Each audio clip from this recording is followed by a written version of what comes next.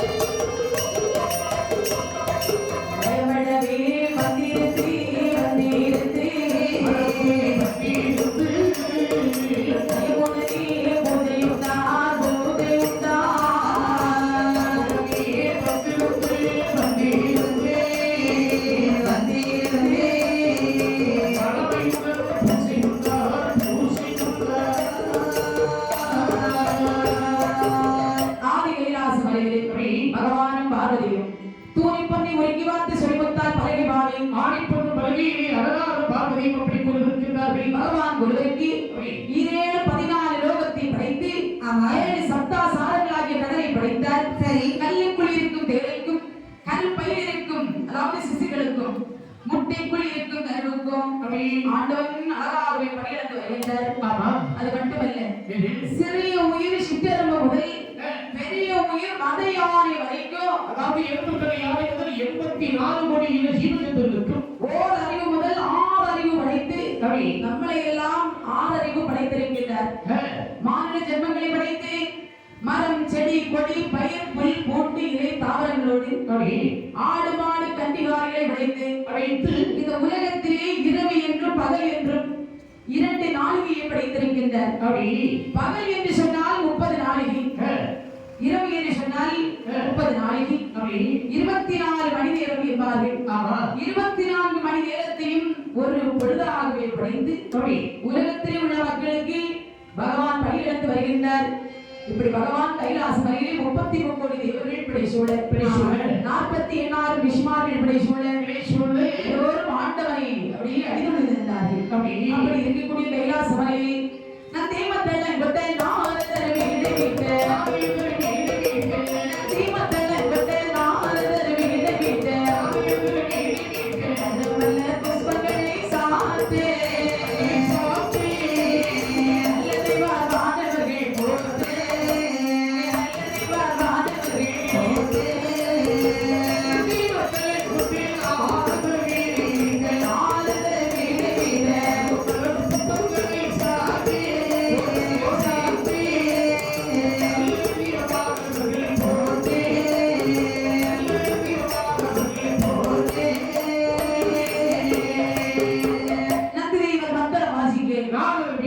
பகவானுடைய மூத்த மகனாகிய விநாயக பெருமான் பகவானுக்கு கற்பூர தீபத்தை காண்பித்த வண்ணமாகவே இருக்கின்றார். இப்படி நித்தியக்கையான குணமாக இருக்கின்றார்கள் தக்கவள்ளி கைலாச மலையில். அப்படி என்று பகவான் பார்வதி குருவிற்கு அதாவது குரு முனிவர் என்று சொல்லக்கூடிய ஒரு அகத்திய வாழ் முனிவர்.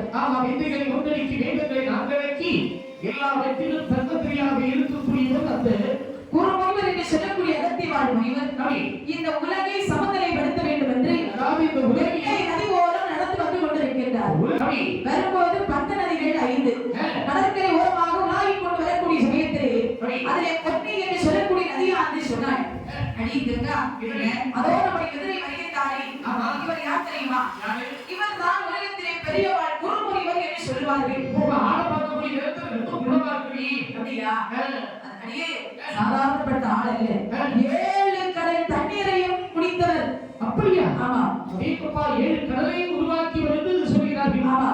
ஆனால் என்ன சொன்னாலும் எனக்கு அவரை பார்க்கும்போது சிரிப்பாக 4 பெண்கள் முனிவரை பார்த்து அடி நடிகிறார்கள். அப்படி பொன்னி என்று சொல்லக்கூடிய நதியானது ஒரு முனிவரை பார்த்து ஏளனப்படுத்தி சிரிக்கின்றார். உடனே அந்த அகத்திய மாமல்லருக்கு கடும் கோபம் உண்டாகி அந்த பெண்ணையை பார்த்து சொல்கிறார், பெண்ணை காட்டாற்று வெள்ளம் போல் கரைபுரண்டு ஓடிக்கொண்டிருக்கின்ற உலகில் அழகே இந்த ஆர்வத்தானே என்ன செய்கிறேன் பாரு என்று கமண்டலத்திற்குள் பொன்னி நதியை பிடித்து கமண்டலத்திலே அழைத்து பொதிகை மலையிலே சென்று தவமளிக்கின்றார்.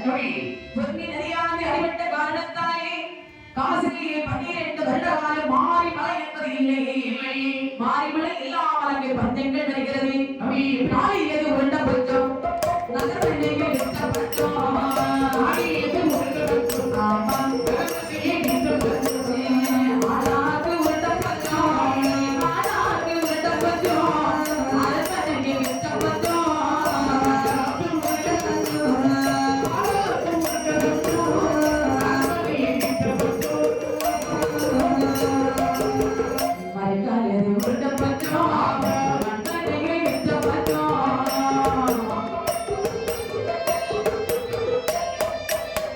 தாய் எதை கொடுத்தாலும் தாய் எதை கொடுத்தாலும் தவிடு கூட கிடையாதா? எது கொடுத்தாலும் ஐயா தாய் எது கொடுத்தாலும் தவிடு கூட கிடையாதா? நாளை இது உருண்ட பஞ்சம், நகர்மனையை விட்ட பஞ்சம், அரக்கால் உருண்ட பஞ்சம், மன்னரையை விட்ட பஞ்சம், ஆளாக்கு உருண்ட பஞ்சம், அரண்மனையை விட்ட பஞ்சம். தாலியை கலத்தி கொடுத்தால் ஒரு பிடி தவிடு கூட வாங்க முடியாத பஞ்சங்கள் வருகிறது. பஞ்சத்தில் கொடுபஞ்சம் ஏற்படுகிறது. மழை இல்லை என்று சொன்னால் பஞ்சங்கள் வரத்தானே செய்யும். வருமம்மா ஒரு 6 மாத காலம் மழை இல்லாமல் இருந்தாலே நாம தண்ணீருக்கு எவ்வளவு கஷ்டப்படுறோம். ரொம்ப கஷ்டப்படுறோம். ஆனால் 12 வருட காலம் மாறி மழை இல்லாமல் குடிமக்கள் எல்லோரும் ஆண்டவரை வேண்டி முறையிட்டார்கள். பார்த்தார் பகவான், மக்களுடைய தண்ணீர் பஞ்சத்தை தீர்க்க வேண்டுமானால் விநாயகர் பகவானால் மட்டும்தான் முடியும். என்று விநாயகரை பார்த்து பகவான் ஒரு கஞ்சாலை காண்பித்தார். தந்தையின் குறிப்பிட்ட விநாயகர் அழகான ஒரு காக்கை வடிவம் கொண்டு பொதிகை மலையிலே சுமந்து கொண்டிருக்கின்றாரே அகத்திய மாமுனிவர். சரி, அவருடைய அருகே இருக்கிறது கமண்டலம். அந்த கமண்டலத்தில் சென்று அப்படி அமர்ந்தார். முனிவரும் தவத்தை முடித்து கண்விழித்து பார்த்து காக்கை இருப்பதை கண்டு கடும் கோபம் கொண்டு காக்கை அப்படி விரட்டினார். காக்கை ஓடியது. ஓடும்போது ஒரு நல்ல காரியம் செய்துவிட்டு ஓடியது. அதாவது தன்னுடைய காலாலே கமண்டலத்தை தட்டி கவிழ்த்து காக்கையாண்டு பறந்து சென்றது. கமண்டலத்தில் உள்ள தண்ணீர் எல்லாம் காக்காற்று வெள்ளப்படும் கரைபுரண்டு அப்படி ஓடுகிறது. பார்த்தார் முனிவர், இப்படியே தண்ணீரை விட்டால் உலக மக்கள் தாங்க மாட்டார்கள்.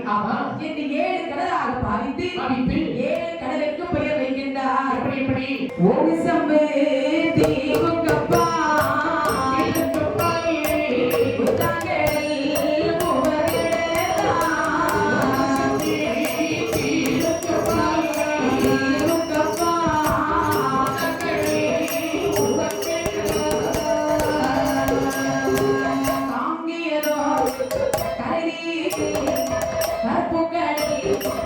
இரண்டாம் கடல் புதிய சம்பு தேவக்கப்பா மூன்றாம் கடல் மோடலா நதிகை சம்பு தேவக்கப்பா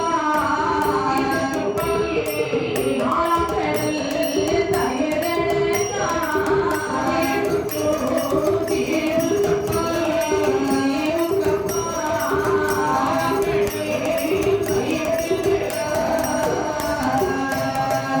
ஆடியம்மாள் பிள்ளை வெள்ளம் நீதாங்கடல் திருப்பாக்கடல் நாடியதோர் மருகத்தீவு நல்ல தண்ணீர் ஆழக்கடல் இத்தனையோ சூட்டியிருக்கோம் இத்தனையோ சூட்டியிருக்கோம்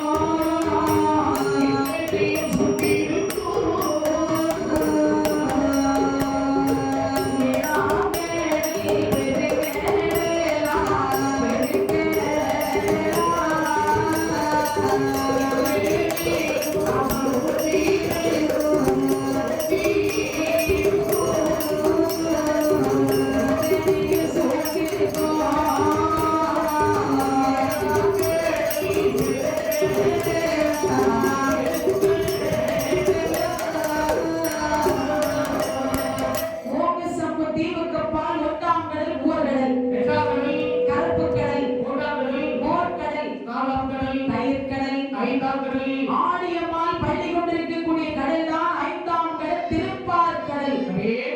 ஆறாம் கடல் நல்ல தண்ணீர் கடல். 7ஆம் கடல் இத்தனையும் சூழ்ந்திருக்கும் 7ஆம் கடல் பெருங்கடல். அந்த 7 கடலுக்கப்பா ஒரு இருட்டு நாடு. இருட்டு நாடு தன்னே அருகே தன்னே அருகே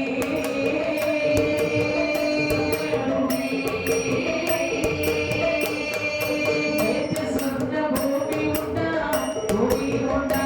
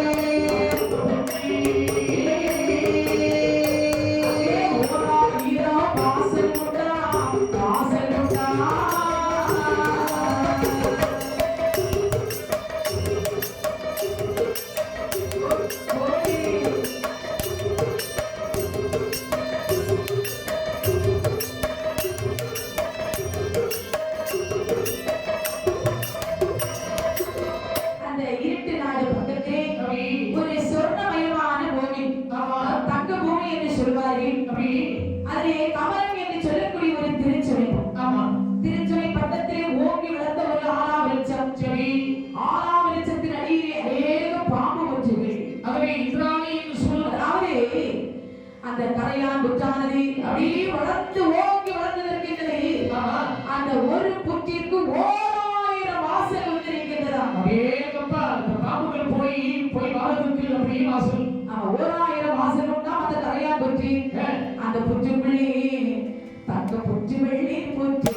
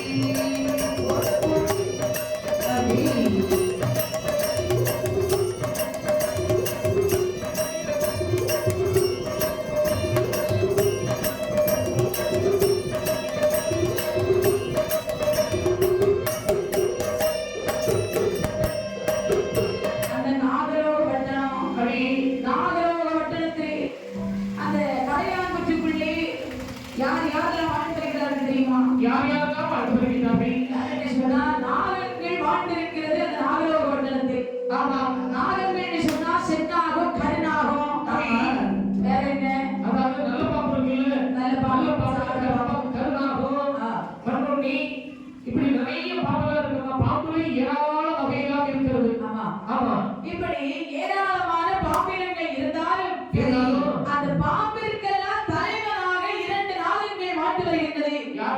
அவர்தான் நாகராஜன் நாககன்னி. பாம்புக்கெல்லாம் தலைவர்கள். அதாவது ஒரு ஊருன்னு சொன்னா தலைவர் இருப்பாரு. தலைவர் இருந்தாச்சுன்னா அந்த ஊரை கட்டுப்பாட்டுக்குள் வைத்துக் கொள்வார்கள். இருக்கவில்லை, ஒரு கூட்டம்னு சொன்னா ஒரு தலைவர் இருப்பாங்க.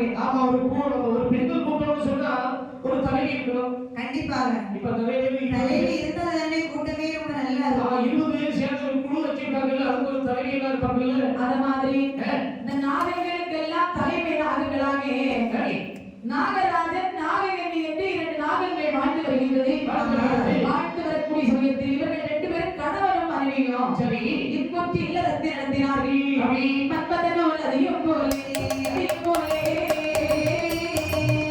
சரி போலே மகிழுடனே வாழ்த்துவாரா வாழ்த்துவாரா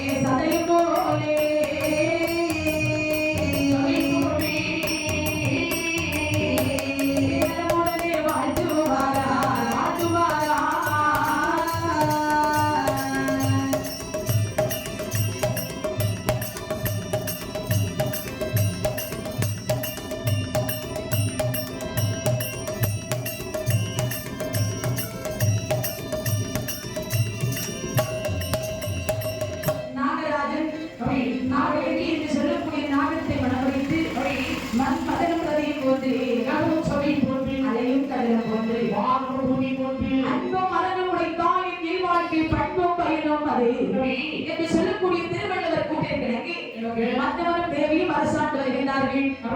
ஆனால் இவர்களுக்கு பேசும் தன்மை உண்டு. நம்ம பூலோகத்தில் உள்ள பாம்பினங்கள் போல அல்ல. இந்த நாகலோகத்தில் வாழ்ந்து வரக்கூடிய இந்த நாகங்கள் எல்லாம் இந்த மனித தலையோடும் கண்டத்திற்கு கீழே நாகத்தின் உடலோடும் இருக்கின்றதாம்.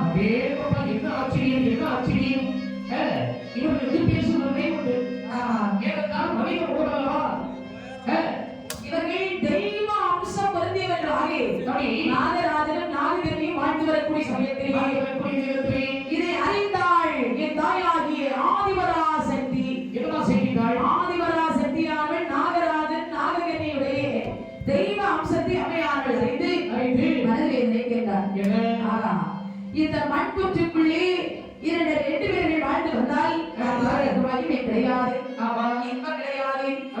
ஆகையினாலே இவர்களுக்காக நாம் நாகலோக வட்டத்திலே பெரிய மாளிகையெல்லாம் நாம் அமைத்துக் கொடுக்க வேண்டும். அப்படி என்று சொல்லி தெய்வலோக சித்தர்களை வரவழைத்தார். வரவழைத்து தெய்வலோக சித்தர்களை தாயே அந்த நாகலோக வட்டத்திலே, அதாவது நாகராஜன் நாககன்னி தெய்வ அம்சம் பொருந்தியவர்களாக வாழ்ந்து வருகின்றார்கள். சரி அவர்களுக்கு மாளிகை கூட ஹோமம் எல்லாம் அமைத்து நீங்கள் கொடுக்க வேண்டும். அப்படி ஆகட்டும் அப்படி ஆகட்டும். அந்த வார்த்தையை கேட்டபோது தெய்வலோக சித்தர்கள் எல்லாம் ஒன்று சேர்ந்து நாகராஜனுக்கு நாககன்னிக்கும் நாகலோக பட்டணத்தில் வந்து மாண்ட மாளிகை நீ கூட போகலாம், மாளிகை அதை கூட போகலாம், ஆகிய மகிழ்ந்தது அதை வேண்டி ரசிக்கலாம். சிறப்பாய் திகழும் நாடு, சிறப்பாய் திகழும் நாடு. மாட மாளிகை கூட கோபங்கள் ஆமா மணிமண்டபங்கள் ரத்தின சுவாசங்கள் இப்படி எல்லாம் அழகழகாக அலங்கரித்தார்கள். அவன் தங்கத்தாய் அலங்கரித்தார்கள் அந்த மாட மாளிகை கூட கோபுரத்தில்.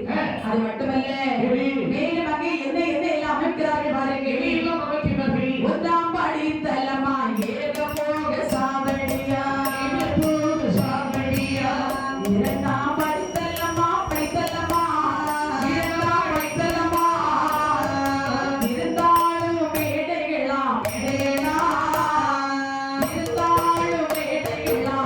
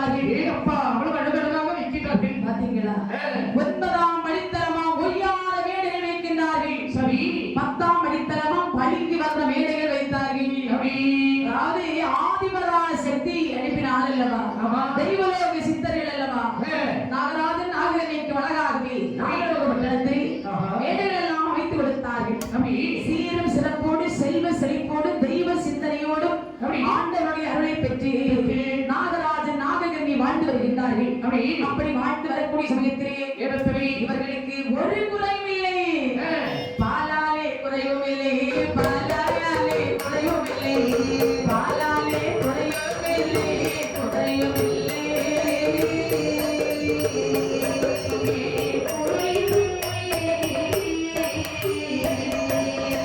பாதையத்தான் தாழவில்லை தாழவில்லை பாலாலே குறையும் பாலாலே குறையும் பாலாலே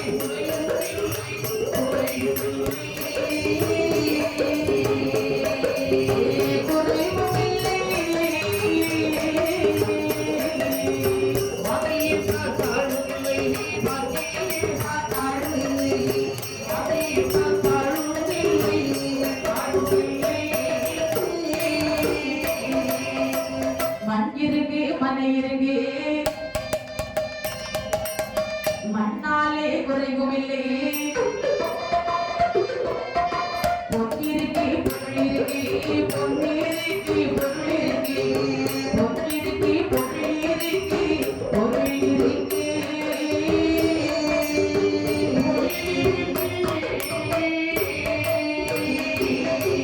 மண்ணாலே குறைவும் இல்லை குறைவும் இல்லை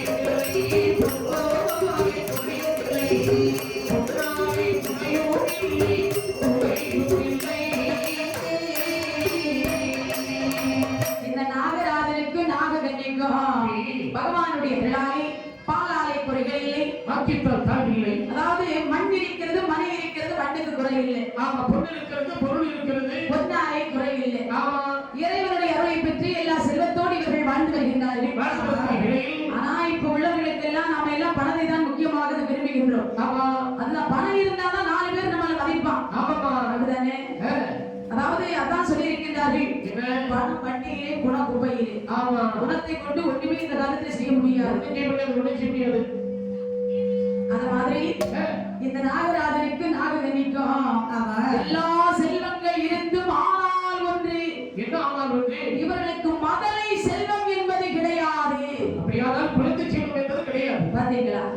செல்வத்திலே சிறந்த செல்வம் மதலை செல்வம் என்பார்கள். ஆமா, சொத்துக்கெல்லாம் பெரிய சொத்து பிள்ளை சொத்து என்பார்கள். ஆமா, உண்மைதானே? கனியிலே சிறந்த கனி மதலை கனி என்பார்கள். அப்படி. ஆனால் அந்த காலத்திலே பிள்ளையை பெரிய சொத்தாக நினைத்திருக்கின்றார்கள். ஆமா, இப்ப எல்லாம் யார் எப்படி நினைக்கிறோம்? இப்ப எல்லாம் நாம் இருவர் நமக்கு இருவர். அதன் பிறகு எப்படி வந்து எதை? நாம் இருவர் நமக்கொருவர். இனி அரசாங்கம் சொல்ல போகிறது. அதன் பிறகு நாம் நாம் இருவர் நமக்கு ஏன் இன்னொருவர் பாத்தீங்களா? அப்படின்னு நினைக்கிறார்கள். ஏன்னா அந்த பாடு பண்றோம். இப்போ ஒரு பிள்ளைகளை வளர்ப்பதற்கு ரொம்ப கஷ்டமா எவ்வளவு இருக்கு. கஷ்டம், எவ்வளவு கஷ்டம். அந்த காலத்தில் எத்தனை குழந்தையாக இருந்திருந்தாலும் பெற்றிருந்தாலும் எவ்வளவு அழகாக ஒற்றுமையாக வளர்த்திருக்கிறார்கள். ஆனால் இந்த நாகராஜனுக்கு நாககன்னிக்கும் எல்லா செல்வங்கள் இருந்தும் ஏந்து பிள்ளை என்பது இல்லை.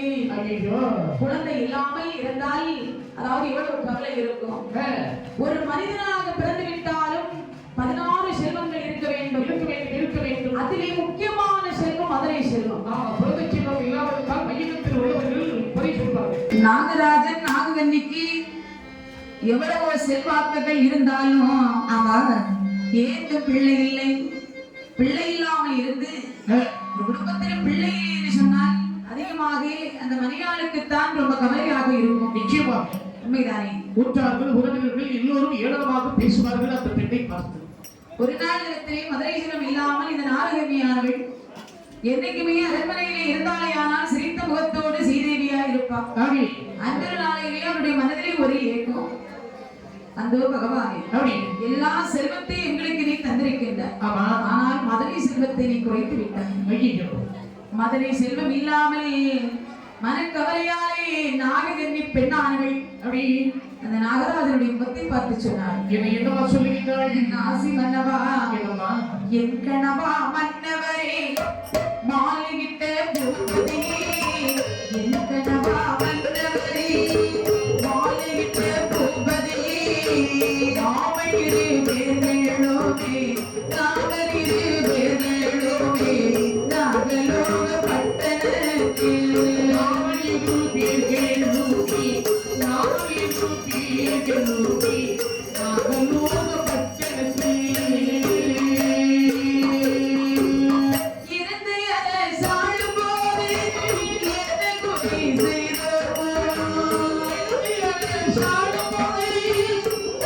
குறை செய்தோமோ, மண்ணிருந்து என்ன செய்ய, மலையிருந்து என்ன செய்ய,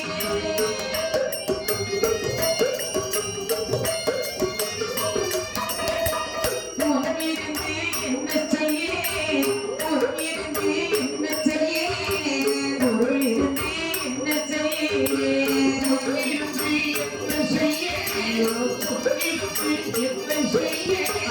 பொருளிருந்து என்ன செய்ய,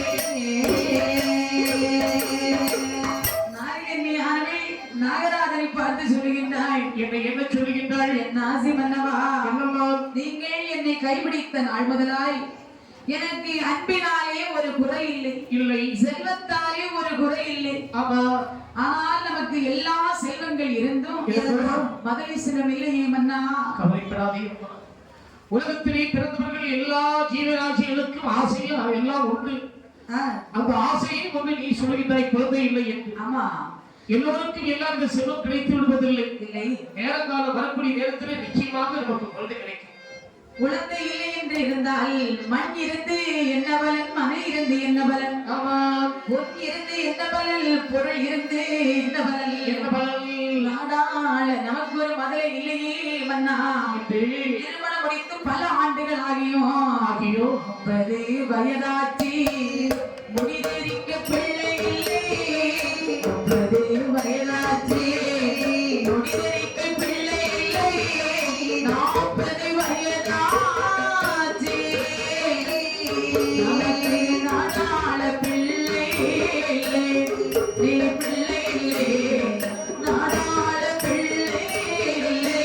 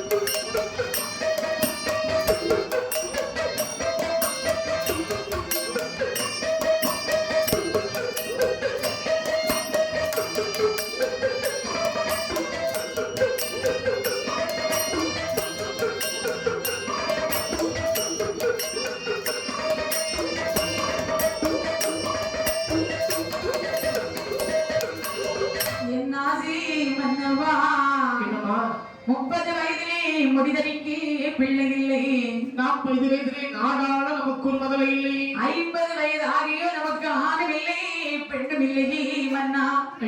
நம்ம யாருக்கு என்ன பாவம் செய்தோம்? இதுவரையிலும் யாருக்கு எந்த ஒரு பாவம் செய்ததில்லை, யாரையும் நாமல் தீண்டியதும் இல்லை. ஆமா, ஆண்டிபர தேசிகளுக்கு அன்னம் கொடுக்காமல் இருந்தோமா? இல்லையம்மா. பிச்சைக்கென்று வந்தவரை பின்னே வர சொன்னோமா? அதை சொல்லவில்லையே. மற்ற நாளுங்களுக்கு நாமல் ஏதாவது பாவங்கள் செய்தோமா? ஒரு பாவமும் செய்யவில்லையே. என் ஆசை மன்னவா, பிள்ளை இல்லா வாசலுக்கு பிச்சை கூட வாங்க மாட்டா.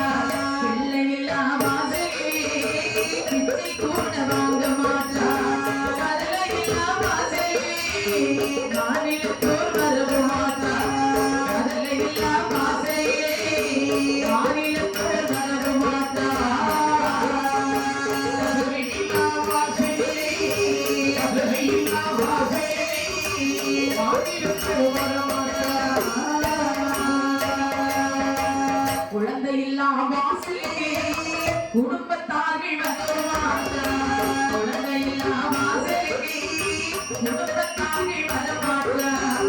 நாடிருந்து என்னவள், நகரிருந்து என்னவள், நாடிருந்து என்னவள், நகரிருந்து என்னவள்,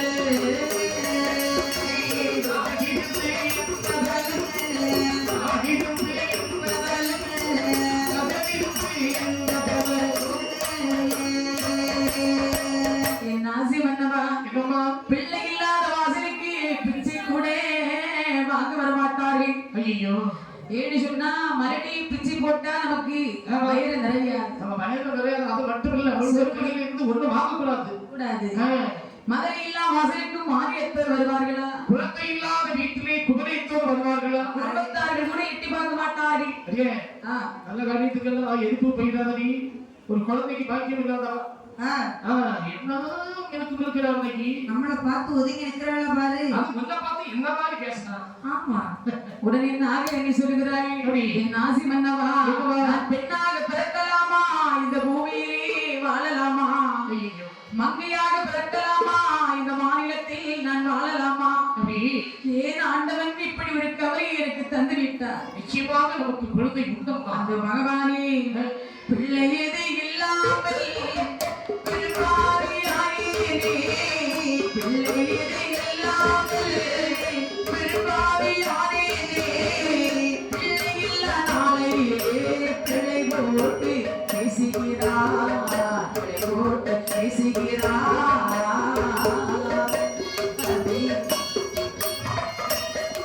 ஆமா,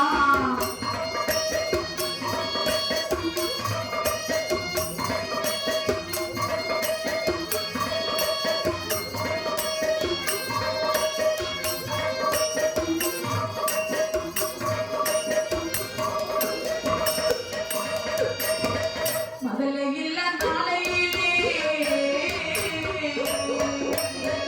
முதல்ல இல்ல நாளையிலே பழனியத்தை பேசுகிறார்.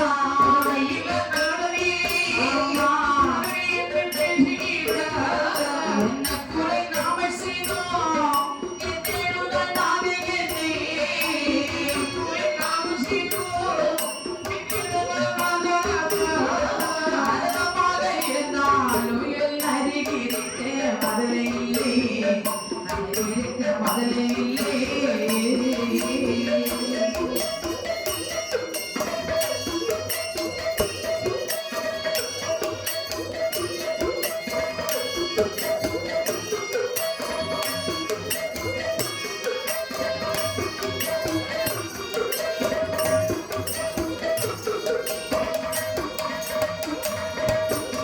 நாகலோக வட்டத்துக்கு நாகராணியாக வாழ்ந்து வந்தாள். அப்படி நாடாள பிள்ளை இல்லை. பிள்ளை இல்லை இல்லாமல் பெரும்பாவி நான் ஆகிவிட்டேன் மன்னா. அப்படி அதாவது பிள்ளை இல்லாமல் இருக்கும் போது என்னை பார்த்த பெண்கள் எல்லாம் பிள்ளை போட்டு பேசுகின்றார்கள். ஆமா, அதோ மலையை வருகின்றான், அதோ இருளை வருகின்றான் என்றெல்லாம் பேசுகின்றான். ஆமா, இவையெல்லாம் கேட்கக்கூடிய நேரத்தில் மலடி என்று சொல்லும் போது மாலதையா உள்ளதெல்லாம். ஆமா, இருளை என்று சொல்லும் போது இருக்கிறதோ சாகரமோ என்று தெரியவில்லையே. அப்போது அந்த கணவன் இருக்கின்றாரே நாகராஜன். ஆமா, மனைவி சங்கடப்படும் போது ஆறுதலாக பேசுறார். ஆமா, அம்மா நாகராணி, என்ன நீ கவலைப்படாதே. கவலைப்படாதே. இந்த உலகம் என்பது வாழ்ந்தாலும் பேசுவார்கள், தாழ்ந்தாலும் பேசுவார்கள். குழந்தையை பெற்றெடுத்த கிழவி என்பார்கள். ஆமா, பெற்றெடுக்காவிட்டால் மலடி என்பார்கள். ஆமா, இல்லாம கோவிடி வாழ்ந்தாலும் ஏசும், தாழ்ந்தாலும் ஏசும், இதுதான் மையகம் தானடா. ஆமா, அதனால நீ கவலைப்படாதே. நம்ம யாருக்கு ஒரு முறை செய்யல, ஆண்டவர் நமக்கு கண்டிப்பாக குழந்தை தருவார். அப்படி இதை சொல்லும் போது எங்களுக்கு அந்த கணவன் சொல்லும் போது கொஞ்சம் ஆதலா இருந்தாலும் மனதிற்குள்ள ஒரு வேதனை இருக்கத்தானே செய்யும். ஆமா, நம்மளை போல உள்ளவங்க எல்லாம் இத்தனை குழந்தைகள் பெற்றிருக்கிறார். அந்த குழந்தை கொஞ்சி விளையாடுவதற்கு நமக்கு பக்கத்தில் ஒரு குழந்தை இல்லையே. என் ஆசிமன்னா எம்மருகி மெதுவாக உடன் வந்திருந்து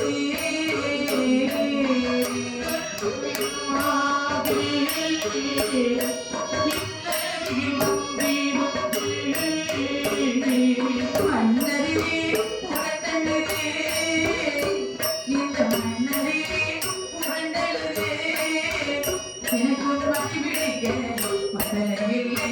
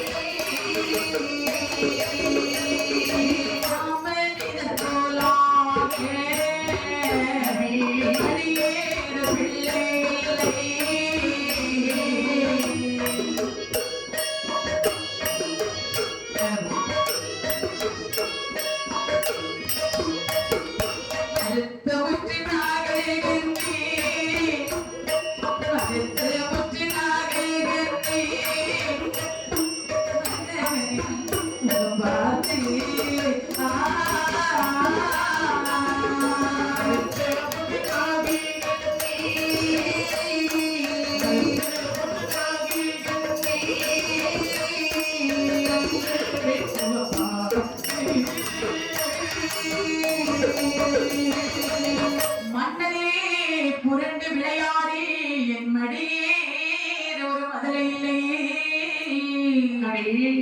மாமனிதர் போலாக மடியை வைத்து கொஞ்சி விளையாட ஒரு குழந்தை இல்லை. ஆமா சுவாமி, மலை மீது முற்றத்தில் மண்ணலைய பிள்ளை இல்லை. கரைக்கும் தேங்காய் கையே என்று ஒரு பிள்ளை இல்லை. இந்த கையோடு மடிவிடித்து விளையாடுவதற்கு நமக்கு ஒரு மதுரை இல்லை. தண்ணீரே நெந்தரமே விளையாட ஒரு பிள்ளை இல்லை. அப்படியே குற்றுக்குள்ள இருந்து நம்ம வெளியே இருந்து போய் வரும்போது குற்றுக்கு வெளியே வந்து காத்துக்கிட்டு என்னங்க கவலையே விட மாட்டேன். நிச்சயமாக நமக்கு ஆண்டவன் அருள் இருந்தால் நிச்சயமாக குழந்தை உண்டு. நம்முடைய காலத்திற்கு பிறகு நாகலோக பட்டணத்தை நம்முடைய பெயரை சொல்லி அரசால் ஒரு வாரிசு இல்லையே. மன கவலை கொண்டிருக்கும் போது நாகராஜன் சொல்லுகின்றார், நாகராணி, உலகத்திலே அதாவது எல்லா செல்வத்தோடும் எல்லோரும் வாழ்வதில்லை. அதாவது சில பேர்களுக்கு எவ்வளவு வசதி இருந்தாலும் பிள்ளை இருக்காது. ஆமா, சில பேருக்கு ஏழ்மையில இருக்கிறார்கள், அவர்களுக்கு 7-8 குழந்தைகள் எல்லாம் இருக்கிறது, வளர்க்க முடியாம கஷ்டப்பட்டு இருக்காங்க. அதனாலே கலங்காதே கண்மணி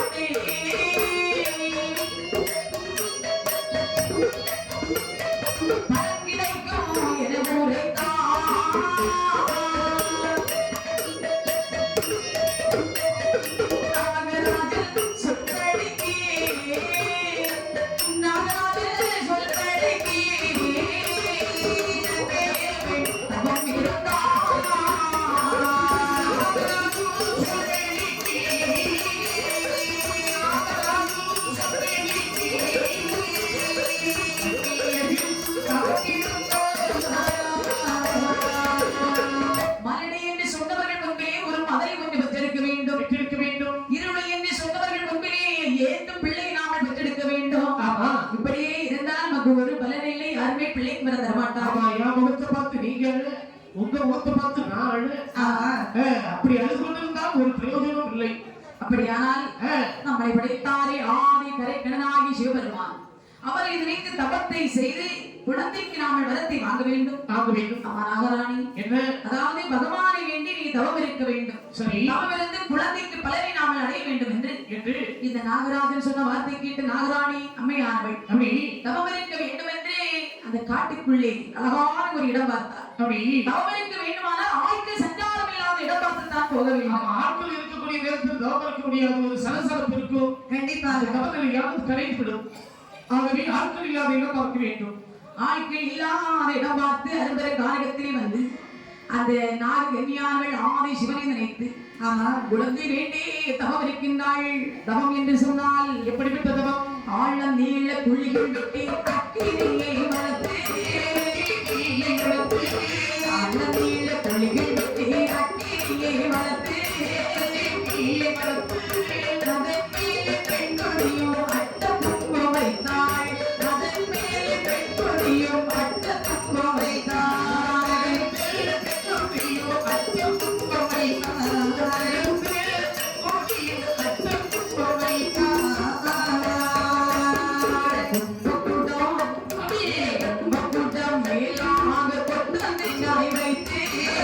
தேங்காய் வைத்து அமுத மேலாக கொட்டு தேங்காய் வைத்து தேங்காய் வைத்து அதன் மேல தோசி பழம் தேவை அவள வைத்தாள் அதன் மேல தோசி பழம் தேவை அவள வைத்தாள்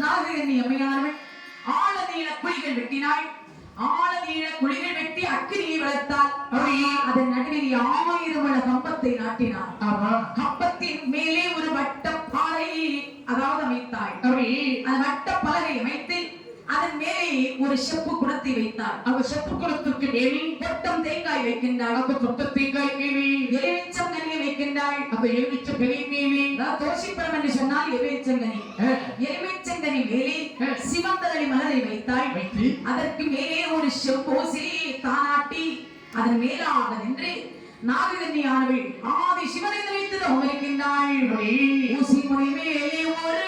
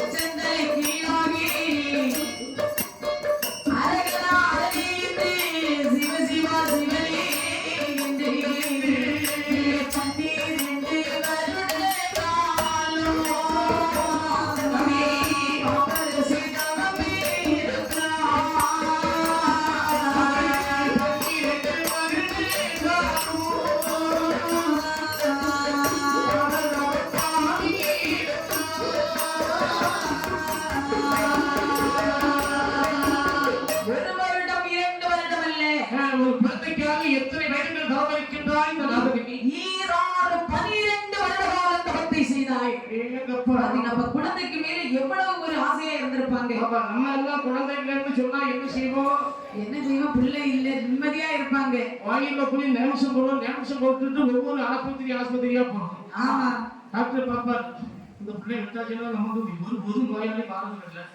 இந்த பிள்ளையால கொஞ்சம் காசை வசூல் பண்ணணும் அப்படின்னு சொல்லி நினைப்பாங்க. ஆனால் எல்லாம் இறைவனுடைய அருள்தான். ஆமா, இறைவனுடைய அருள் இல்லாமல் இருந்தால் எந்த காரியமும் நடைபெறாது. இந்த நாகராஜனுக்கு நாககனிக்கு முதலீசம் இல்லாமல் நாயகனி ஆனவை ஆண்டவனை வேண்டி தவம் இருக்கும்போது அந்த தவத்திலே எப்படி இருக்கு தெரியுமா? எப்படி பார்க்கிறது? காற்றானது மதனையெல்லாம் அடித்து அவர்கள் மேலே போட, அதாவது பெரிய கரையான் முற்றாண்மையை வளர்ந்ததற்கின்றது.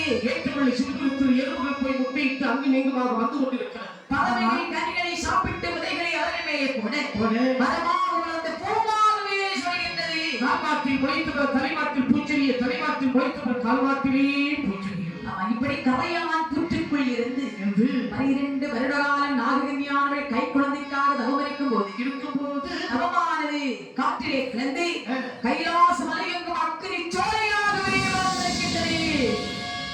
அந்த ஆண்டவனாகிய சிவபெருமானுக்கு எப்படி இருக்கிறது தெரியுமா? எப்படி இருக்கிறது? கண்ணை வந்து கட்டுதல்லோ கட்டுதல்லோ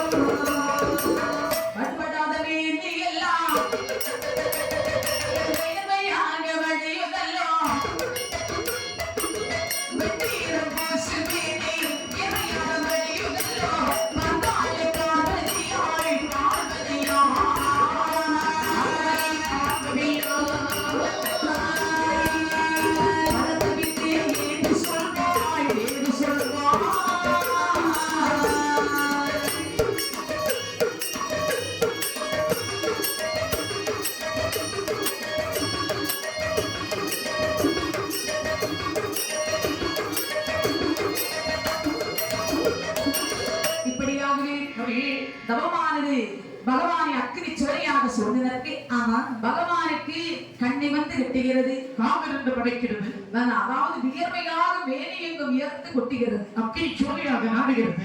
அப்படி இருக்கக்கூடிய சமயத்தில் பகவான் கண்டும் காணாதது போல் இருக்கின்றார்.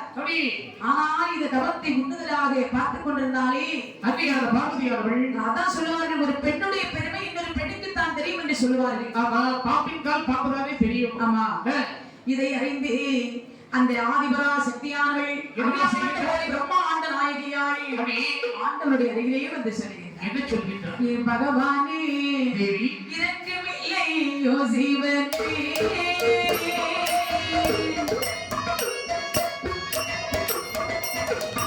என்னை போலே பெண்ணல்லவோ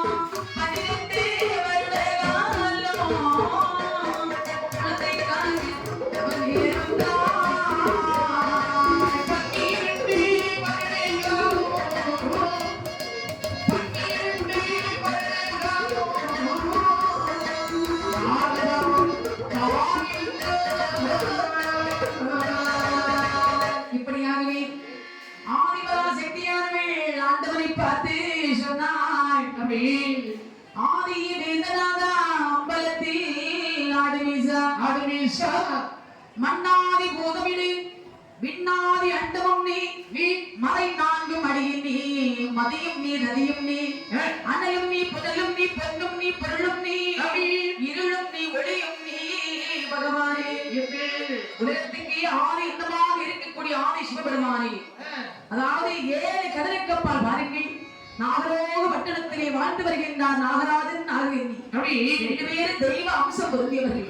நாககன்னியானவன் கை குழந்தைக்காக எங்களையே எண்ணி எந்த பிள்ளைக்காக தவம் இருக்கின்றாரே, கண்டும் காணாதவர் செவி சாய்க்காமல் இருப்பது நியாயமான சுவாமி.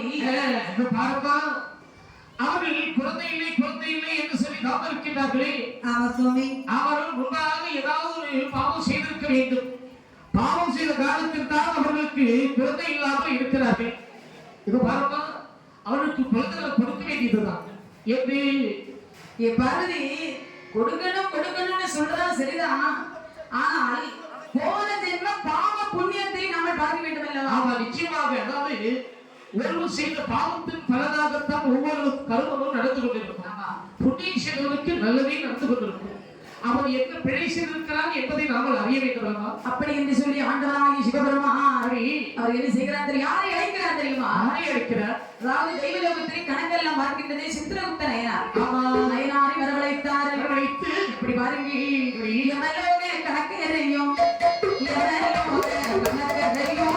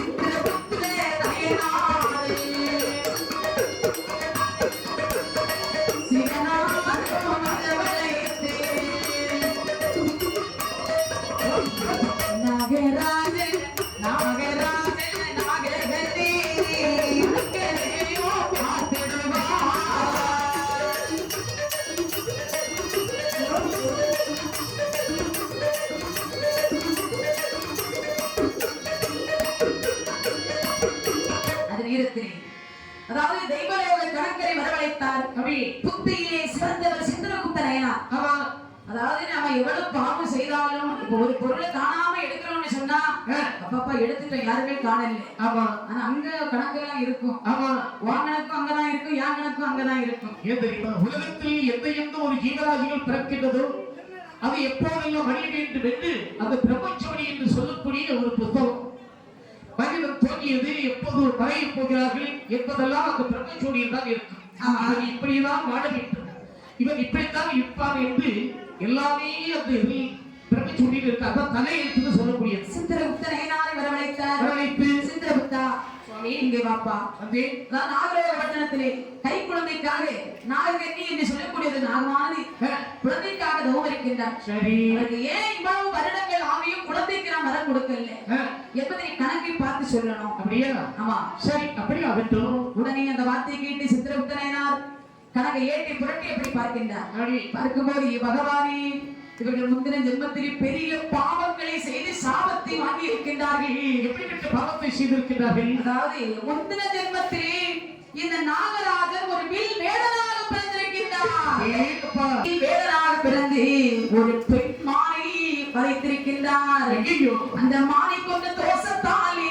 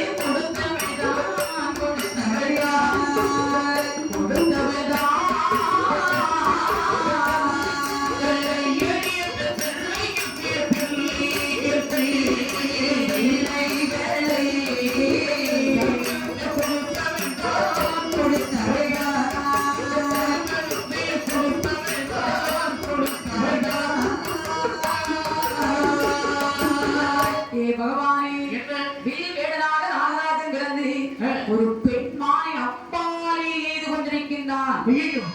ஆனால் அந்த பெண்மான் வயிற்றுக்குள்ளே ஒரு பெண் சிசுவானது இருந்தது. அந்த பெண் சிசுவை கொண்டிருக்கின்றான்.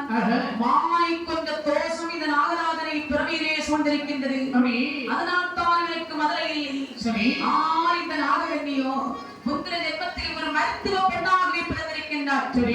மருத்துவ பெண்ணாக பிறந்து 7-8 பிள்ளைகளுக்கு கரு மருந்து கொடுத்திருக்கின்றாள்.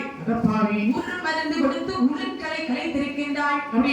இந்த பாவம் செய்த காரணத்தால் தான் இது பெரிய பாவம். அதனாலதான் இவர்களுக்கு குழந்தை இல்லை. இதற்கு பரிகாரம் என்ன செய்ய வேண்டும் என்று சொன்னால் அவர்களும் அப்படி செய்து விடுவார்கள். பார்வதி இவ்வளவு பாவம் செய்திருக்கின்றார்கள், இன்னும் இரண்டு குழந்தைக்கு வர கொடுக்க வேண்டும் என்று சொல்லியிருக்கின்றார்.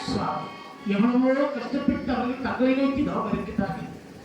அதாவது பாவம் செய்தால் அதற்கு ஒரு பரிகாரம் உண்டல்லவா? ஆமா. பார்வதி அப்படி அவர்களுக்கு நாங்கள் குழந்தைக்கு வர கொடுத்தோமையானால் மகளை பத்திரம் கொடுத்தோமானால்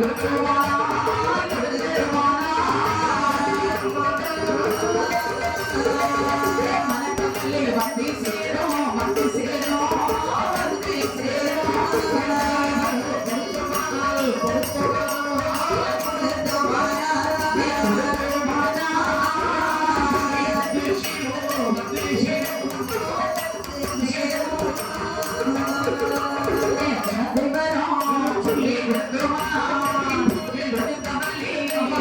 வந்து சேரும்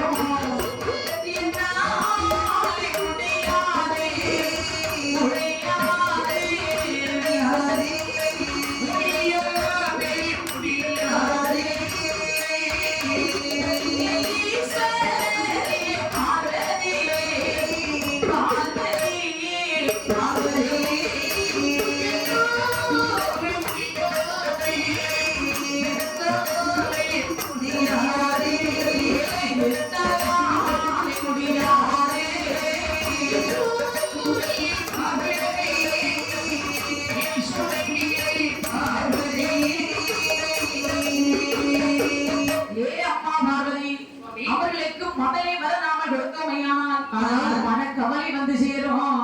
குழந்தைக்கு வர கொடுத்தால் கொடுங்கவலை வந்து சேரும். அதனாலே இன்னும் ஒரு முறை அதை பற்றி பேசாது என்னாலே முடியாது பார்வதி. என்ன தாங்கள் அப்படி சொல்லலாம்? தாங்கள் எல்லா உயிர்களையும் காக்கக்கூடிய இறைவன் அல்லவா? நீங்கள் அப்படி சொன்னால் அவர்களுக்கு வேறு யாரு குழந்தை வருவார்கள்?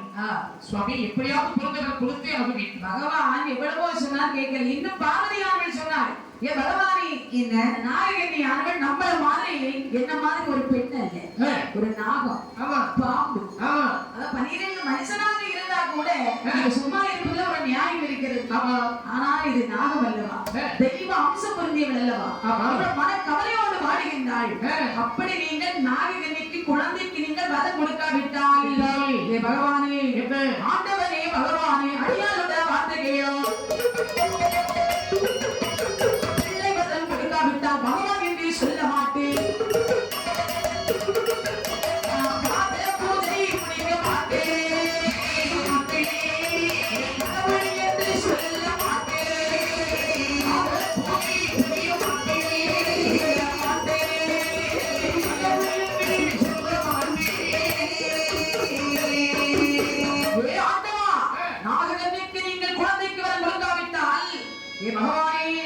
உங்களை நான் ஒரு கால் நான் பகவான் என்று உங்களை நான் நம்ப மாட்டேன். உங்களை எண்ண மாட்டேன். ஆமா, உங்களுக்கு செய்யக்கூடிய பாவ பரிமாணம் செய்ய மாட்டேன். பாத பூஜை படிக்க மாட்டேன்.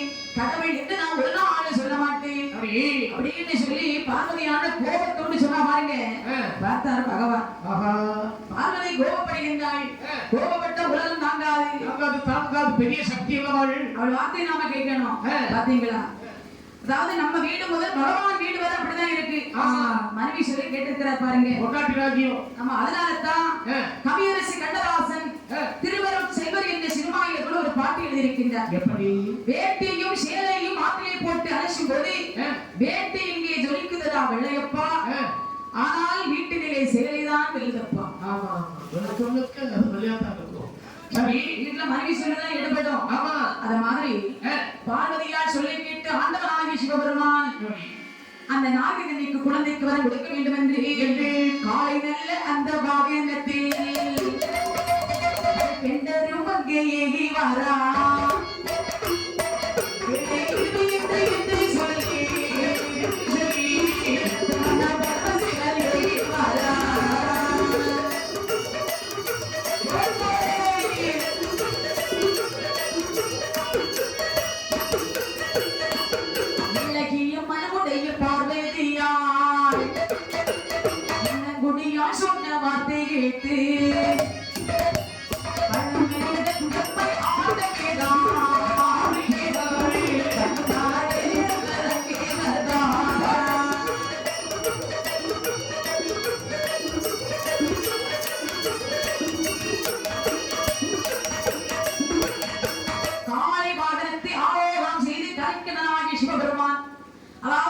நாகக்கன்னிக்கு குழந்தைக்கு வரம் கொடுக்க வேண்டும் என்று அப்படியே ஆகாசத்தில் பறந்து வருகின்றார்.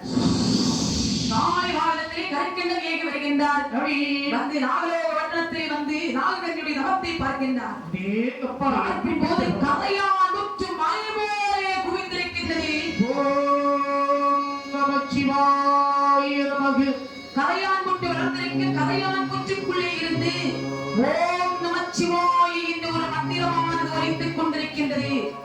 அப்போது பகவானே ஒரு கணம் யோசித்தாராம். ஆகா, நாககன்னியார்கள் கரையான் குற்றிக்குள்ளே இருந்து கடுத்தவம் வருகின்றார். இவளுக்கு வரம் கொடுக்காவிட்டால் நமக்கே தோஷம் வந்து சேரும். ஆமா, அப்படி என்று பகவான் காட்சி கொடுக்க வேண்டும் என்று பகவானுடைய ஒளியானது அந்த கரையான் குற்றிக்குள்ளே அப்படியே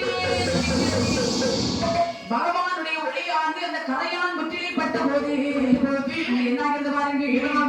அங்கே பகவானோட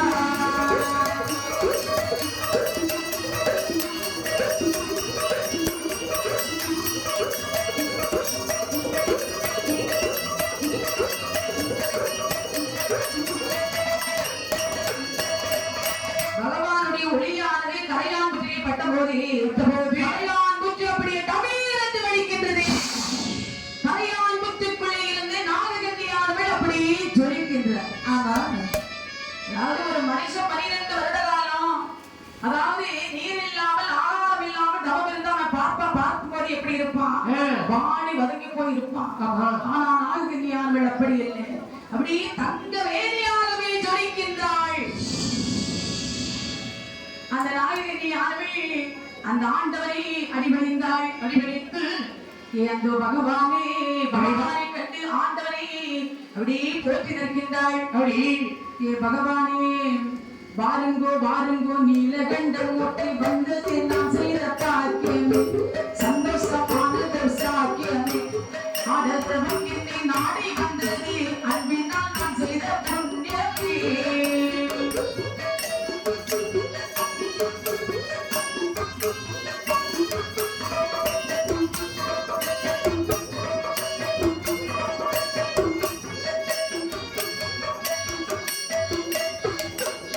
வாருங்கோ வாருங்கோ நீலகண்ட மூர்த்தி, உங்களை காண்பதற்கு நான் என்ன பாக்கியம் செய்தேனோ, உங்களை கண்டதும் ஆதவனை கண்டு ஓடும் பணியது போலவே சொன்னதன் பாவமே சாகசம் மேலும் லாபமே அவை கருதி நான் செய்த பக்தி மகிமையல் வந்தது நான் செய்த புண்ணியமே.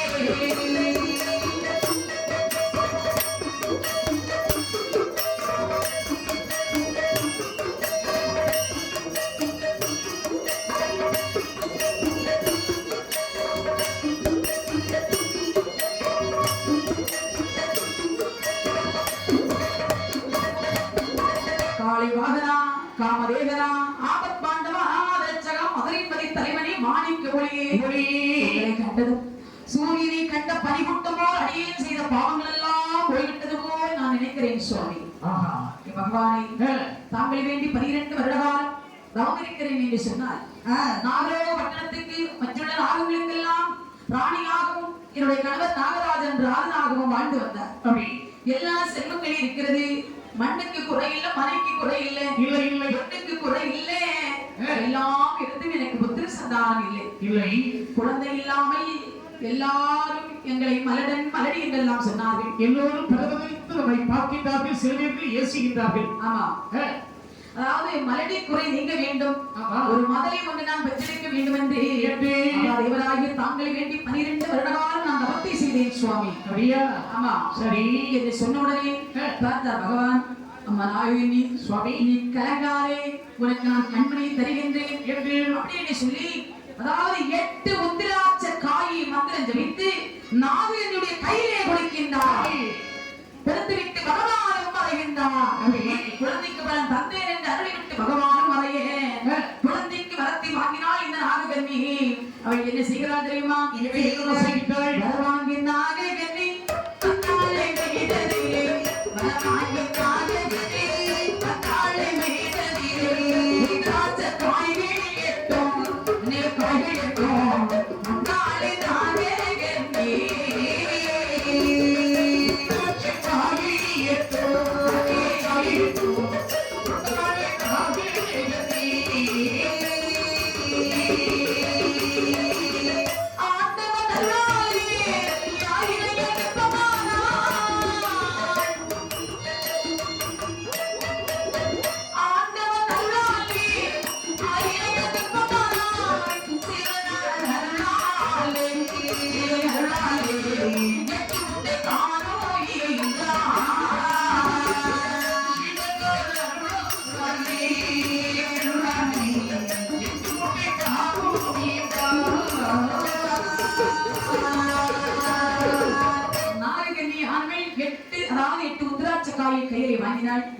தவத்தை குளித்தாள்.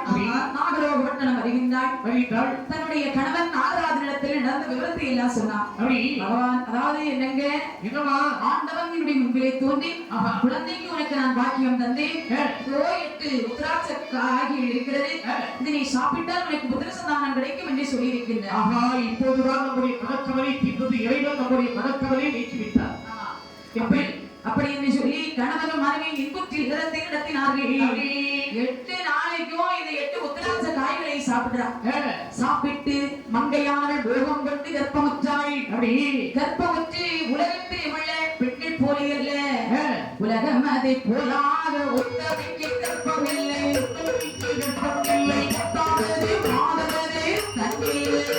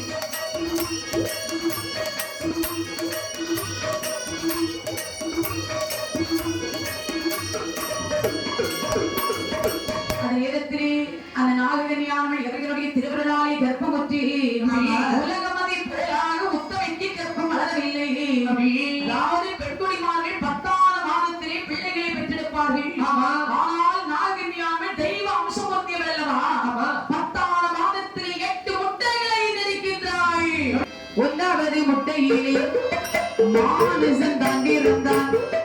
இரண்டாவது முட்டையிலே அனந்தன் தாண்டிருந்தான். மூன்றாவது முட்டையிலே ஆதிசேடன் தாண்டி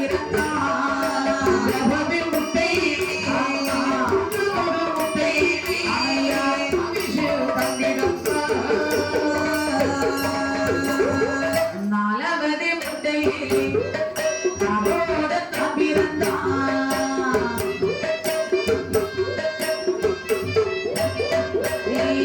ஐந்தாவது முட்டையிலே வாசுகி தான் பிறந்தான்.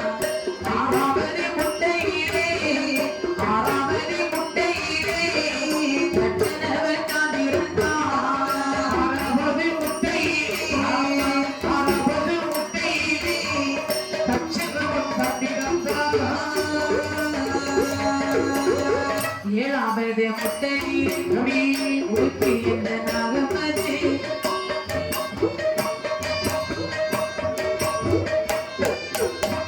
உடனுடனே தான் பிறந்து எட்டாவது முட்டையிலே காலையில் தான் பிறந்தான். எட்டாவது முட்டையிலே ஆணில் தான் பிறந்தான். ஒன்றாவது முட்டையிலே மானசன் என்று சொல்லக்கூடிய நாகம் பிறக்கிறது. அப்படி இரண்டாவது முட்டையிலே அனந்தன் என்று சொல்லக்கூடிய நாகம் பிறக்கிறது. அப்படி மூன்றாவது முட்டையிலே ஆதிசேடன் என்று சொல்லக்கூடிய நாகம் பிறக்கிறது. ஆமா நாலாவது முட்டையிலே கார்கோடன் என்று சொல்லக்கூடிய கருநாகம் பிறக்கிறது. அப்படி ஐந்தாவது முட்டையிலே வாசுகி என்று சொல்லக்கூடிய நாகம் பிறக்கிறது. அப்படி ஆறாவது முட்டையிலே தச்சன் என்று சொல்லக்கூடிய நாகம் பிறக்கிறது. அப்படி ஏழாவது முட்டையிலே உலிப்பி என்று சொல்லக்கூடிய நாகம் பிறக்கிறது. ஆமா எட்டாவது முட்டையிலே காளிங்கன் என்று சொல்லக்கூடிய நாகம் பிறக்கிறது. அப்படி பிறந்த போது நாககன்னியானவள் சந்தோஷம் கொண்டாள். அப்படி அதாவது ஒரு குழந்தை இல்லையே என்று ஏங்கிக் கொண்டிருந்த நாககன்னிக்கும் நாகராஜனுக்கும் பகவானுடைய திருவருளால் 8 குழந்தை ஈடெடுக்கிறாராம். 8 குழந்தைகள் பிறந்த போது சந்தோஷம் கொண்டு அப்படி அதாவது கண்ணத்தவனுக்கு ஒரு கண் பார்வை கிடைத்தால் அவன் எவ்வளவு சந்தோஷம் கொள்வான். ரொம்ப சந்தோஷம் அடைவான். குழந்தை இல்லாத நாகராஜன் குழந்தை பெற்றெடுத்தார் என்று சந்தோஷம் கொண்டார்.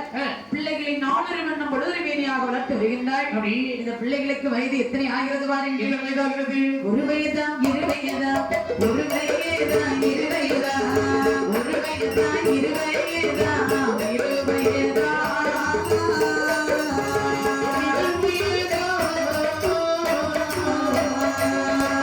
ஒற்ற 3 வயதாச்சே, வயதாச்சே. இரு வயதா, ஒரு வயதா, இரு வயதாம். ஒரு வயதா, இரு வயதா, இரு வயதா.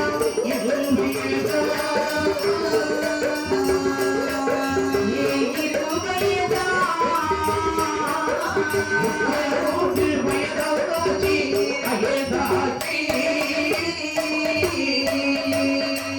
கண்ணியுமை காப்பது போல் காத்துவார நாககன்னி வளரும் பிறை சந்திரன் போல் வளர்ந்து வாரார் பாலகர்கள் நாடுகளுக்கு மாதத்திலே ஆனதிலே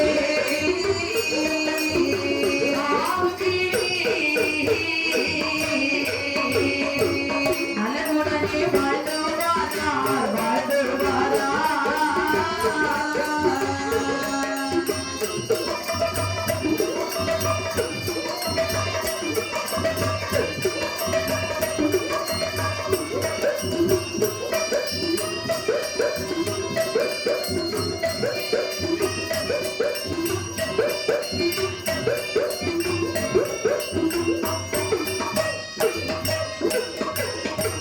கண்ணையுமை காப்பது போல் 7 நாகங்களையும் அந்த 4 வண்ணம் பொழுது வீணியாக வளர்த்து வருகின்றாள். அப்படி வயதும் பிள்ளைகளுக்கு 5 வயது செல்கிறது. இப்படியாகவே கண்ணியமை காப்பது போல வளர்த்து வரக்கூடிய சமயத்தில் பிள்ளைகளும் வளர்ந்து ஒரு ஆணுபிராயம் ஆகினார்கள். அப்படி வளர்ந்து வரும்போது பார்த்தால் இந்த நாககன்னி அப்படி நம்முடைய பிள்ளைகளோ வயதும் அதாவது பருவமடைந்து விட்டார்கள். அப்படி அப்படியானால் இந்த உலகத்திலே வாழ வேண்டுமானால் வாழ வேண்டுமானால் அந்த நீரணிந்து சிவபெருமானிடத்திலே வரத்தை வாங்க வேண்டும். வரத்தை வாங்கி இந்த ஜலத்தை ஆள வேண்டும். அந்த பூலகத்தில் வந்து பூசிக்கொள்ள வேண்டும், மக்களை காக்க வேண்டும். இந்த நாகங்களுடைய பெயரானது துறக்க வேண்டும்.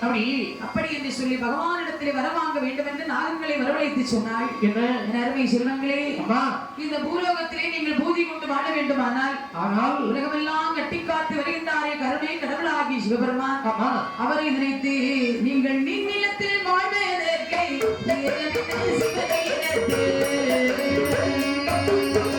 நீநிலத்தில் வாழ்வதற்கு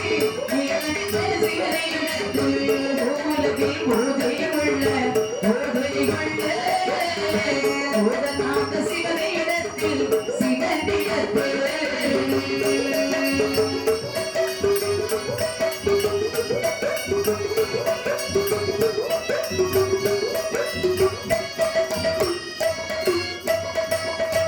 வாங்கை சூட வேண்டுமானால் வரவிடது வாங்க வேணும்.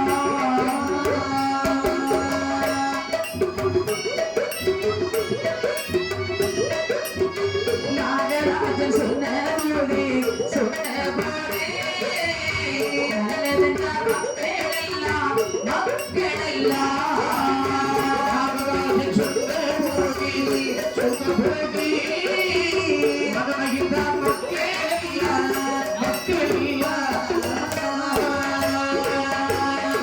பூலகத்தில் பூஜை கொள்ள வேண்டுமானால் பூதநாதனாகிய சிவபெருமானிடத்திலே நீங்கள் வரத்தை வாங்க வேண்டும் என்று சொல்ல வேண்டும் என்று இதை கேட்ட 8 நாகங்களும் தாய் தந்தையை அடி வணங்கினார்கள். சந்தோஷப்பட்டு மகிழ்ச்சி அடைந்து ஆமா, என்னை பெற்ற தாயே பகவானை வேண்டி நாங்கள் தவமிருந்து வரத்தை வாங்கி வருகின்றோம் என்று முதல் முழு கடவுளாகிய சிவபெருமானை நோக்கி தவமரிக்க வேண்டும் என்று 8 நாகங்களும் தவமரிக்க வேண்டும் என்று கானகத்திலே வருகின்றார்கள்.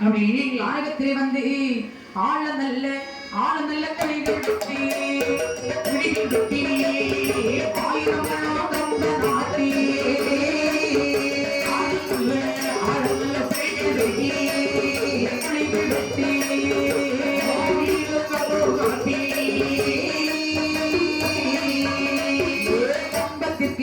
கம்பத்திற்கு மேலாவே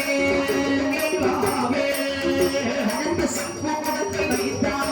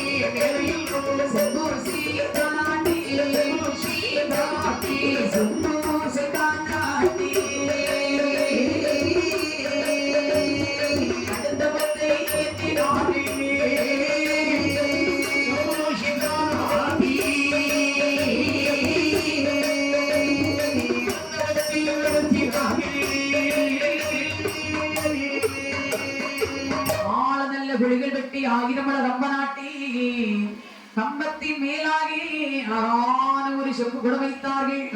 செப்பு குடத்துக்கு மேலே அதாவது கொட்ட தேங்காய் வைத்தார்கள். தேங்காயின் மேலே எலுமிச்ச கனியை வைத்து அதன் மேலே சிவந்த தலை மலரை வைத்து அதன் மேலே செம்பு சீதா நாட்டி அதை 8 நாகங்களும் ஆண்டவனாகி சிவபெருமானை நினைத்து ஓம் நமச்சிவாய் என்று சொல்லோடு பகவானை வேண்டி தவமரிக்கின்றார்கள்.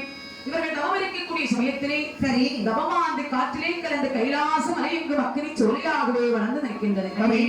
வளர்ந்து நிற்கக்கூடிய சமயத்திலே பார்த்தால் ஆதிபராசக்தி மறுபடியும் ஆண்டவனை பார்த்து சொன்னார்கள், பகவானே என்ன இந்த 8 குழந்தைகளும் தங்களை நோக்கி தவம் இருக்கிறது, தாங்கள் உடனே அதற்கு வரம் கொடுத்து பூலோகத்தில் அனுப்ப வேண்டும் சுவாமி என்று பார்வதி சொன்ன வார்த்தைக்கு தாண்டவனாகி சிவபெருமான் நாககன்னி பெற்ற 8 நாகத்திற்கும் வரம் கொடுக்க வேண்டும் என்று காலை நல்ல மகனத்தில்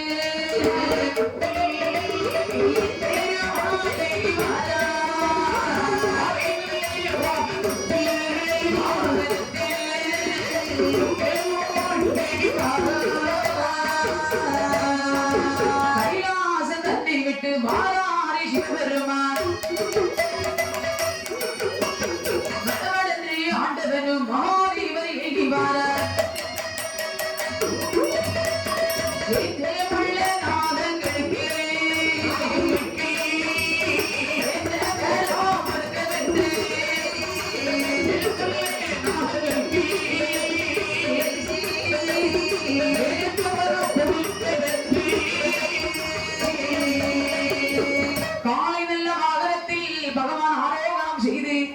நாகங்கள் தவம் இருக்கக்கூடிய இடத்திலே வருகின்றார்கள். வந்து பார்க்கக்கூடிய சமயத்திலே மனதிலே நினைக்கின்றார், ஒரு நாளையிலே நாககன்னியானவள் குழந்தை வர வேண்டும் என்று கரையான் புற்றிற்குள் இருந்து தவம் இருந்தார். அவளுடைய வரத்தை பற்றித்தான் நாங்கள் குழந்தைகளுக்கு வரம் கொடுத்தோம். ஆனால் 8 நாகங்களும் நாககன்னி பெற்ற மக்கள் அல்லவா, கடுந்தமும் வருகின்றார்கள். இவர்களுக்கு நாங்கள் வரம் கொடுக்க வேண்டும் என்று பகவான் சொல்கின்றார். கம்பம் விட்டு கீழிறங்கும் அரவங்களே, அரவங்களே, கம்பம் விட்டு கீழிறங்கும்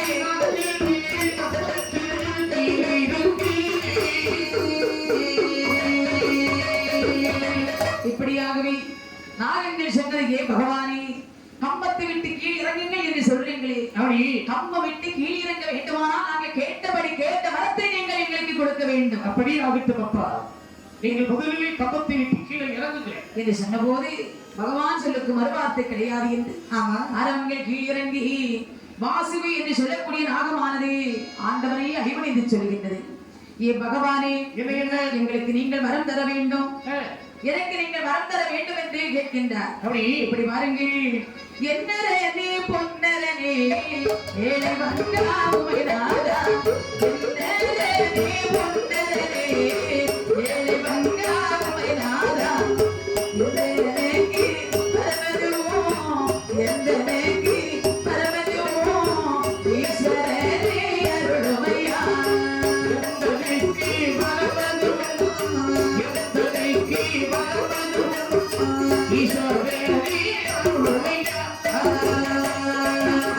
அந்த வார்த்தை கேட்டபோது ஆண்டவனும் மனமகிழ்ந்து, அந்த வார்த்தை கேட்டபோது ஆண்டவனும் மனமகிழ்ந்து, ஓபரேனே மாலையாகே, ஓபரேனே மாலையாகே அடுத்ததே இருப்பான்.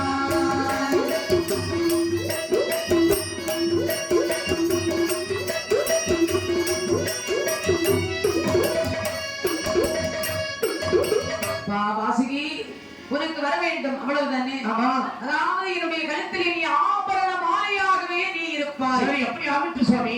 என்னை வணங்கக்கூடிய மக்கள் உன்னையும் வணங்கி செல்வார்கள். சரி என்று வாசுகி என்று சொல்லக்கூடிய நாகத்திற்கு பகவான் வரம் கொடுத்தார். அதன் பிறகு ஆதிசேடன் என்று சொல்லக்கூடிய நாகமானது எழுந்து பகவான் இடத்தில் வரம் கேட்டது.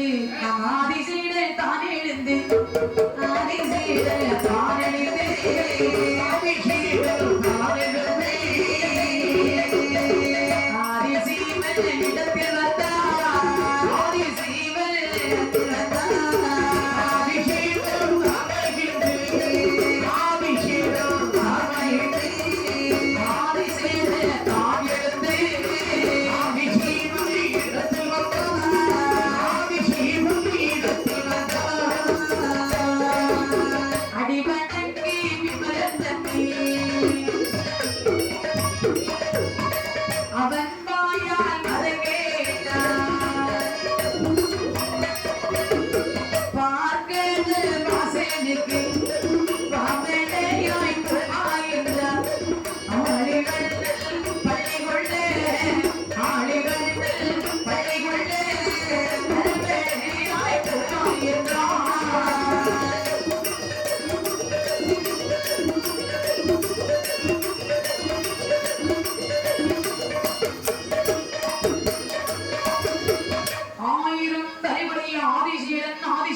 வரங்கேற்கு சொன்னான் பகவான். அப்பா ஆதிசேடா, திருப்பார் கடலிலே பள்ளி கொண்டிருக்கின்றார் என்னுடைய மைத்துனன் கண்ணன் மாயவன் அந்த பச்சைமால். அந்த பச்சைமாலுக்கு படுத்து உறங்கக்கூடிய பாயாக நீ சென்று அமர வேண்டும் என்று வரம் கொடுத்த போது அதன் பிறகு தச்சம் என்று சொல்லக்கூடிய நாகமானது வருகின்றது. தச்சம் என்று சொல்லக்கூடிய நாகமானது சங்கரனை அடிபணிந்து வரங்கேற்கு பகவான் எப்படி வரம் கொடுக்கிறார் தெரியுமா? எப்படி வரம் கொடுக்கின்றார்? தச்சனே, உனக்கு நான் வரம் தருகின்றேன் என்று அறம் இழந்த அந்த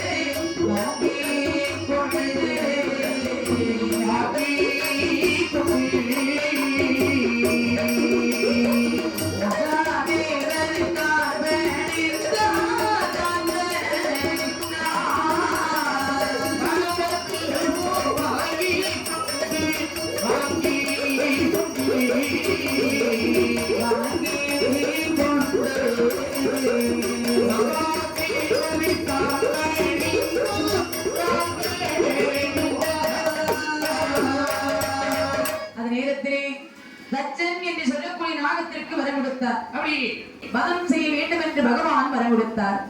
அதன் பிறகு பத்மாவதி என்று சொல்லக்கூடிய நாகமானது வருகின்றது.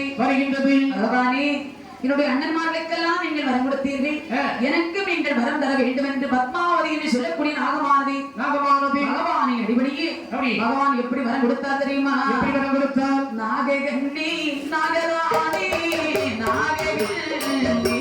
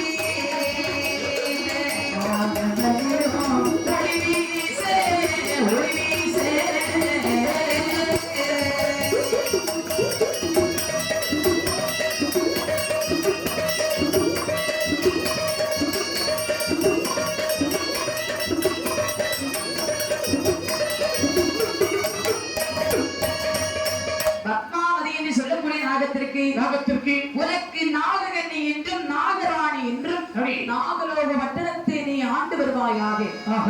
நாகமணி என்று சொல்லக்கூடிய முத்தை பகவான் அந்த நாகத்தினுடைய கையிலே கொடுக்கின்றார். உடனே என்று வரம் கொடுக்க மறுபடியும் அந்த கார்கோடம் என்று சொல்லக்கூடிய கருமை நிறமுள்ள நாகமானது வருகின்றது.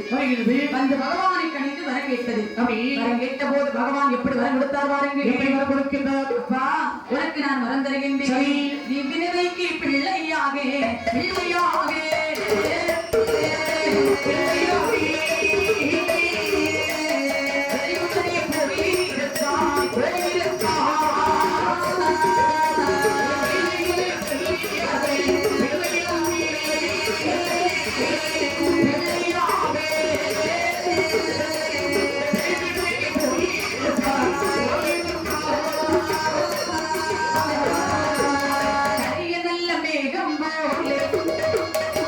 திருப்பாயனமோ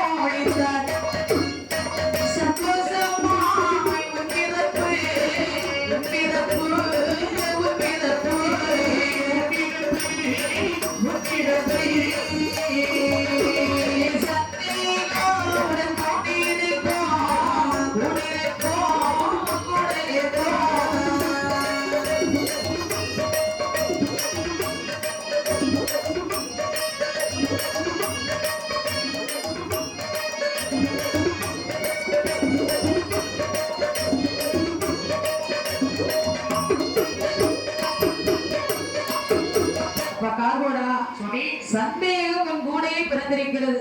யாராலும் மாற்ற முடியாது. சரி.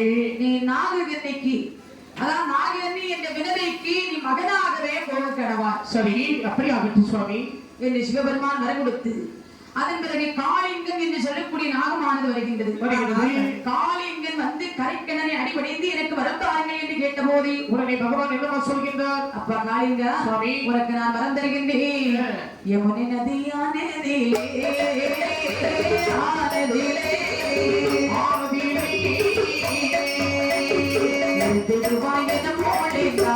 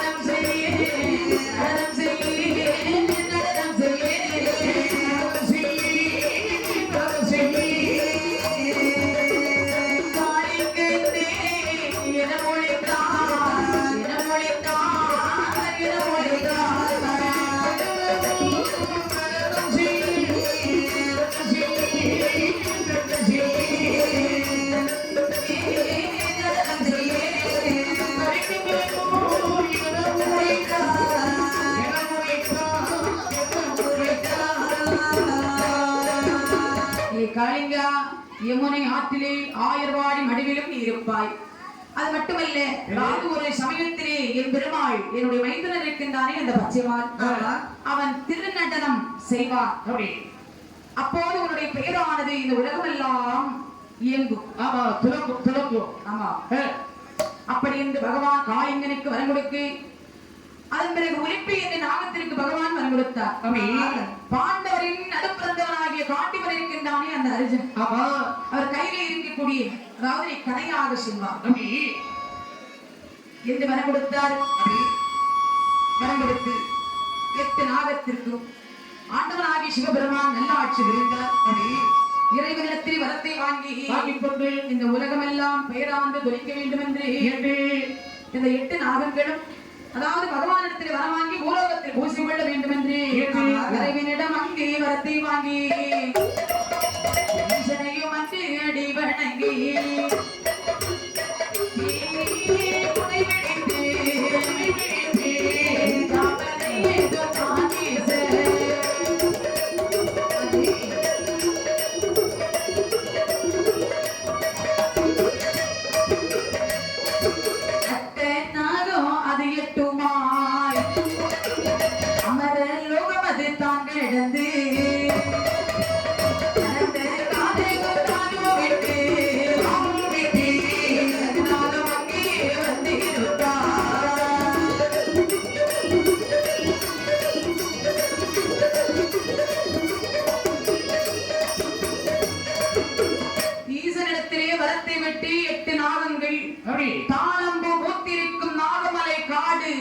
கடந்து காடு மேடு குன்று குமடு ஆறு அடவி சாலை சோலை எல்லாம் கடந்து அவர்கள் எங்கே வருகிறார்கள் தெரியுமா? தாராடோ நாகம் கண்டு தாளப்பூக்கள் இசை பாடோ நாகமணி ஒளியது வீசு நடந்து நாகங்களோ வரவே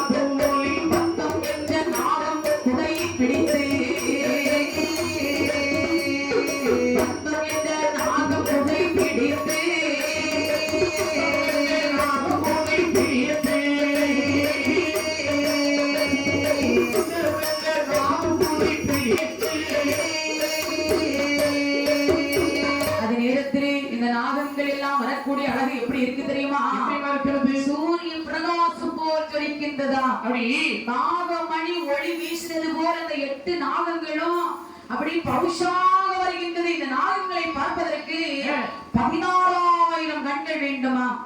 அவ்வளவு அழகு. இதனுடைய அழகை சொல்ல வேண்டுமானால் 1000 நாவை படைத்த ஆதி சேடனாலும் வர்ணிக்க முடியாது. சரி, அவ்வளவு அழகுடனே அந்த 8 நாகங்களும் வருகின்றது. ஆமா, அது எப்படி வருகிறது தெரியுமா? எப்படி வருகிறது? அலைந்து அப்படி உடலை அசைத்து அப்படி விளையாடி வருகின்றது. ஆடுப்பாம்பே விளை, ஆடுப்பாம்பே, ஆடுப்பாம்பே விளை, ஆடுப்பாம்பே, ஆனந்தம் கொண்டே நின்று ஆடுப்பாம்பே, ஆடுப்பாம்பே விளை, ஆடுப்பாம்பே, ஆனந்தம் கொண்டே ஆடுப்பாம்பே.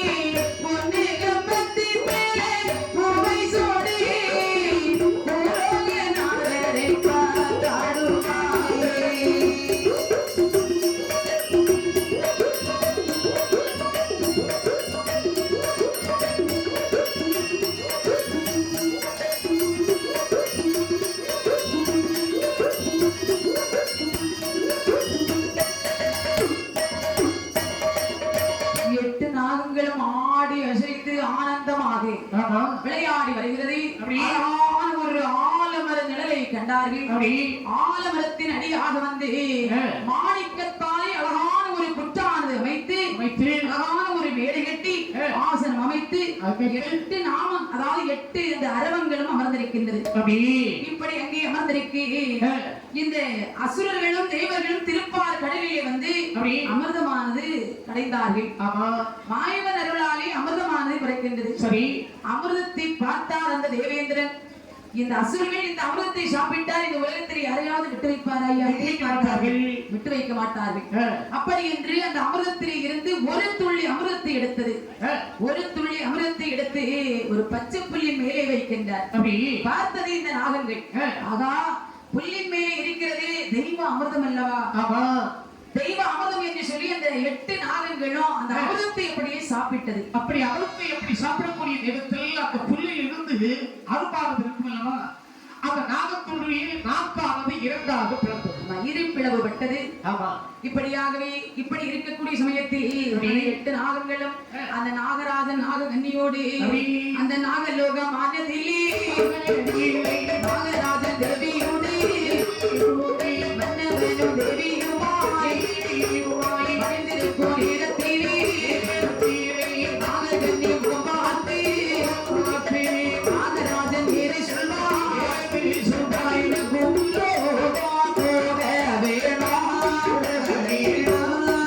ஓடி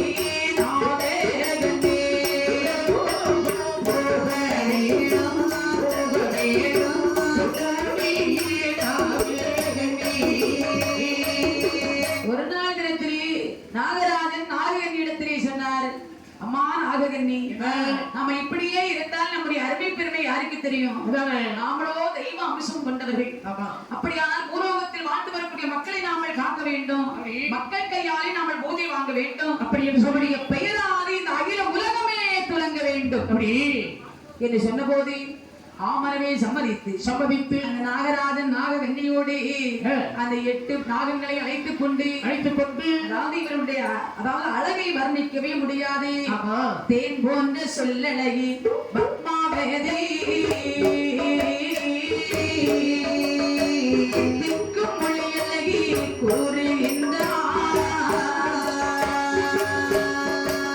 பூலோகம் போகவென்று எண்ணம் கொண்டே முகத்து அழகியவை புறப்படுவார்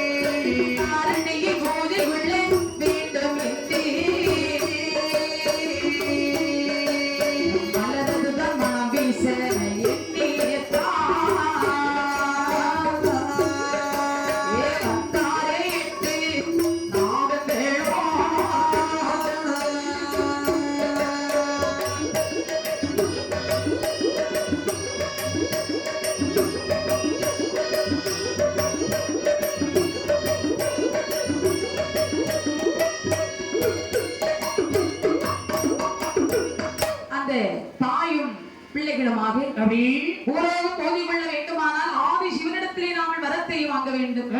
அப்படி என்று சொல்லி ஆண்டவன் இருக்குமாதி கைலாசம் வருகின்றது. கைலாச மலையில் வந்து நாககன்னியானது ஆண்டவனை அடிபணித்து சொன்னார், பகவானே நாங்கள் மனிதர்கள் இல்லை, அதாவது மனிதர்கள் போன்று தலைதான் எங்களுக்கு இருக்கிறது, எல்லாம் பாம்பினுடைய தலை. உங்களை நான் தவத்தை செய்து பிள்ளைகளை பெற்று 8 நாகங்கள் இருக்கிறது. பூலோகத்தில் பூஜை கொள்ள வேண்டுமானால் உங்களுடைய அருள் எங்களுக்கு கிடைக்க வேண்டும். நாங்க கேட்ட வரத்தை எல்லாம் நீங்க கொடுக்கணும். அப்படி பூலோகத்தில் பூஜை கொள்வதற்கு எங்களுக்கு தனித்து ஒரு இடத்தை நீங்கள் அமைத்து தர வேண்டும். சரி என்று சொன்னபோது பகவான் சொன்னார், பூலோகத்திலே அதாவது தட்சணம் என்று சொன்னாலே செழிப்பு மிகுந்த இடம். நரிக்கல் என்று சொல்லக்கூடிய ஒரு அழகான ஒரு நன்னகரம் இருக்கிறது. அங்கே வாழ்ந்து வரக்கூடிய மக்களை நீ காத்து நீ அங்கேயே பூஜை வாங்கி ஒரு குறை இல்லாம பிள்ளைகளோடு நீ அமர்ந்திருக்கலாம் என்று வரம் கொடுத்தார். வரத்தை வாங்கினான் நாககன்னி. வரம் என்று சொன்னால் அதாவது நாகராஜா என்று என்னை வழிபடக்கூடிய மக்களை எல்லாம் நான் நல்லாக்கி வைக்கணும். நோய் பிடியின்றி என்னுடைய ஆலயத்திலே வந்து என்னை கை வணங்கினார்களே ஆனால் நோய் பிடியெல்லாம் தீர வேண்டும். பிள்ளை இல்லாத மக்களுக்கு நான் பிள்ளைக்கு வரம் கொடுக்க வேண்டும். சரி இந்த வரத்தை கேட்டாள் நாகராஜன் நாககன்னி. பகவான் வரத்தை கொடுத்தார். வரத்தை வாங்கி பூலோகம் புறப்பட்டு வருகின்றார்கள். கைலாசம் தான் கிடந்து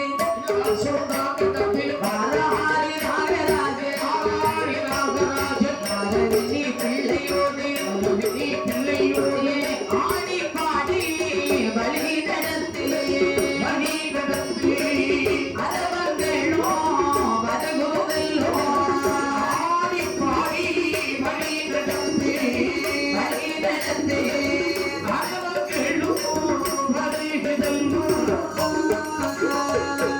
காண்டூருக்கு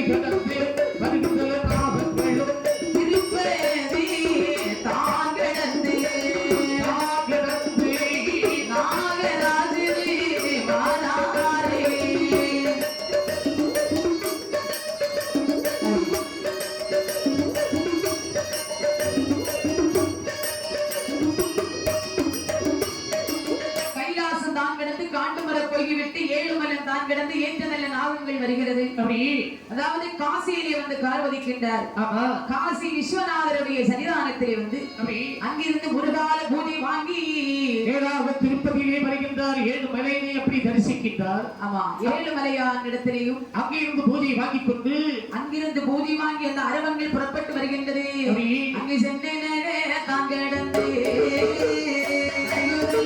நாகம் வரை செங்கல்பட்டு வழியாக திருச்சி தாங்கடந்து சமயபுரம் வழியாக நாடு பூஜை வச்சு அதில் வாராரே மதுரை நகரிலே வருவதில் நாகராஜ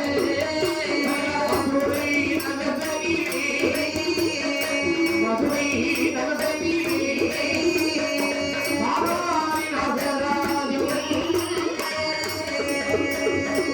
சமயபுரம் அங்க இருக்கக்கூடிய மாரியம்பாளை அடிவணங்கி அடிவணிவிட்டு அங்கிருந்து வழிநடத்த மதுரையிலே வருகின்றார். அப்படி மதுரையிலே மீனாட்சி அம்மனையும் சொந்தநாதரையும் அப்படி அடிவணங்குகின்றார். ஆமா அங்கிருந்து ஒரு வார பூஜை வாங்கிக் கொண்டு எங்கே போவோம் யாரை காண்போம் என்று இந்த நாகங்களும் நாகராஜா நாகவெண்ணி ஆமா 8 குழந்தைகளும் அவர் சேர்ந்து எங்கே வருகிறார்கள். அங்கே மதுரையிலே ஒரு கால பூஜை வாங்கி சாத்தூர் வழியாக கோவில்பட்டி தான் கிடந்த கைத்தாறு வழியாக திருநெல்வேலியிலே வருகின்றார். திருநெல்வேலியிலே இருக்கின்றார் நெல்லையப்பர் காந்திமதி. ஆமா அங்கிருந்து ஒரு நிலையை வாங்க வேண்டும் என்று அங்கிருந்து ஒரு கால பூஜை வாங்கி அங்கிருந்து எங்கே வருகிறார் தெரியுமா? எங்கே வருகின்றார். அங்கே பாளையங்கோட்டை வழியாகி வழியாகி வாராரே நாகராஜன் வள்ளியூர் தங்கடந்து கண்ணக்குடி வழியாகி காவல் கிணறு தங்கடந்து முப்பந்தல் ஆனதிலே முப்பந்தல் ஆனதிலே வாராரே நாகராஜன்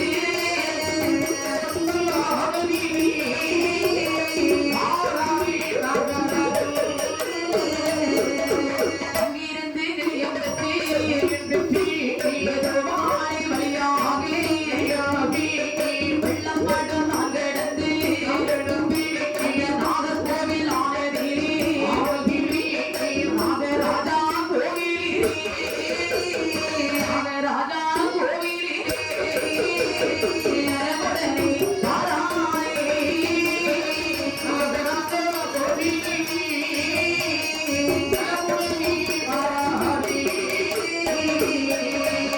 திருநெல்வேலி தான் கிடந்து பாளையங்கோட்டை வழியாக வள்ளியூர் முருகபெருமான் சன்னிதானத்திலே ஒரு கால பூஜை வாங்கி கணக்குடி வழியாக காவல் கிணறு தான் கிடந்து முப்பத்திரத்திலே வருகின்றார். அங்கே முப்பத்திரத்தில் வரக்கூடிய நேரத்தில் இசைக்கியமையானவள் அங்கேயே வீற்றிருக்கின்றார்.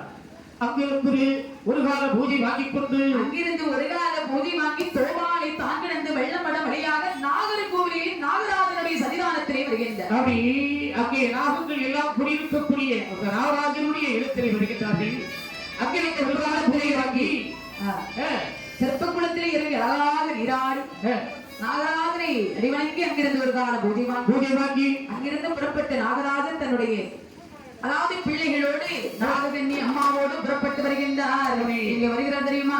எங்கே வருகின்றார். அங்கே பார்வதியால் புறங்கடந்து சுங்காங்கடை வழியாகி கோட்டியோடு தங்கடந்து தலசீரி வழியாகி இரணிய தங்கடந்து துள்ளச்சந்தை வழியாகி உடையார்வேட்டை தங்கடந்து குளச்சல் நரிக்கல் குளச்சல் நரிக்கல் நாங்கள் ஒளியிருக்க வேண்டும் என்று குளச்சல் நரிக்கல் குளச்சல் நரிக்கல்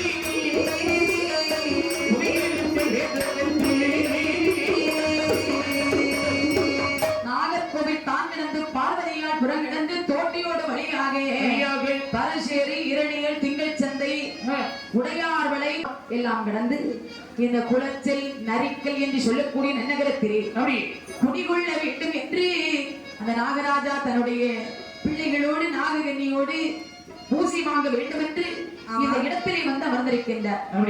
இங்கே அமர்ந்து அங்கே வரக்கூடிய மக்களை எல்லாம் காத்து நாகராஜா சுவாமி என்று பூஜையுண்டு வீற்றிருந்தார்.